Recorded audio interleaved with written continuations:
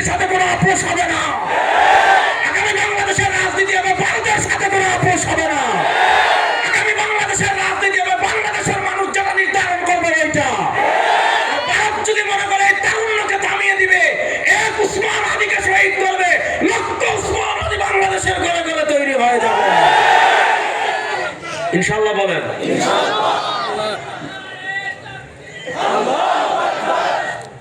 তাহলে তাদের থেকে আমাদের সাম্প্রদায়িক সম্প্রীতি শিখতে হবে।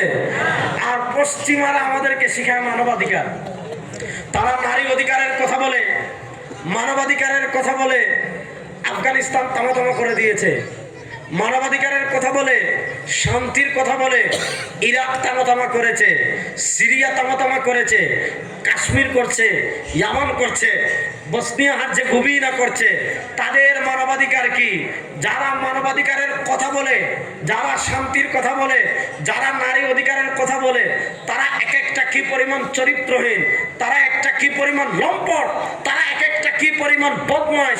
কিছুদিন আগে এপস্টাইনের ডায়েরি প্রকাশিত হয়েছে, তাদের চরিত্র ফাঁস হয়ে গিয়েছে। আর আমাদের যারা, আমরা যাকে ফলো করি, আমাদের বিশ্বনবী ইমাম